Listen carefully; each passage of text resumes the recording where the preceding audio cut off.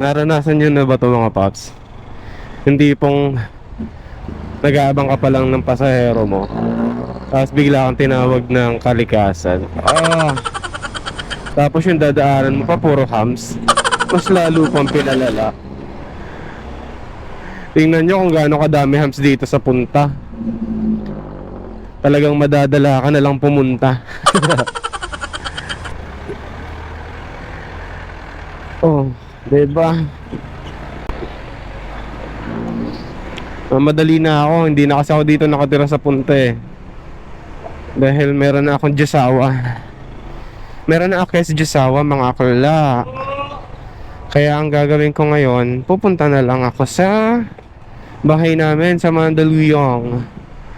Konting tiis pa mga akla, kaya natin to. Medyo mahirap siyang tiisin mga akla. Ano ba? Sige pa, hams pa more. Actually bukod dito sa punta, dito sa Maynila, meron din kasing version yung Mandaluyong. Syempre only legends know. Alam naman ng karamihan na ang lugar din ng Mandaluyong is may area o may part na marami ding humps. Example lang natin dyan yung dito sa May Vergara. Isa din yan sa napakadaming humps na lugar dito sa atin, sa Mandaluyong, sa Maynila, at marami pang iba. Eh syempre kaya naman nilagay yung humps na yun is for safety purposes. Purposes, diba? Masyado nating inartehan yung fee, no? Fee purposes. So yun, update ko na lang kayo mga katusta kapag finish na. Hindi na talaga kaya eh. A few moments later. Isang malaking bad news to mga katusta. Andito na ako sa bahay namin.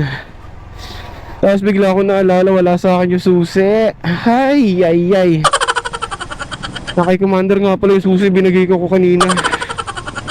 Shit. Sumagot ko. Yan pa, hams na ulit. Ay, sabi ko na nga ba eh. Ay, nako, hams. Double purposes ka talaga. For safety and for worst. Kasi nga ganito, lalo lumalala. Yun, nararamdaman ko na kaya. Masakit na siya, masakit. Hindi ko na siya kayang tiisin, mga akla. Kaya nagmamadali na akis. Update ko na lang kayo pag dumating na ako sa kung saan nagkatrabaho yung Diyosawa Kes. Babush.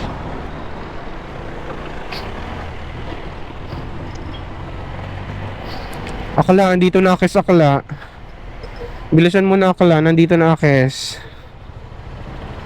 Nandito na akis akla.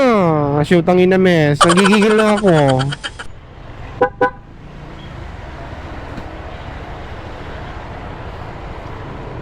Uy, akla.